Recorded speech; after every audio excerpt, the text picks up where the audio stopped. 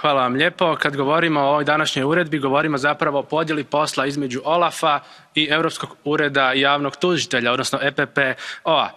Do sada u mnogim europskim zemljama, pa na primjer tako i u Hrvatskoj, recimo Bugarskoj, novac je išao za prihranu političkog režima koji tamo vlada, a učinkovite kontrole nema niti je bilo. Možemo se tek nadati da će sada biti drugačije. To se recimo u Hrvatskoj vidi na natječajima za istraživanje i razvoj. Kriterij po kojem se dodjeljuje novac je čista sreća, odnosno metoda najbržeg prsta.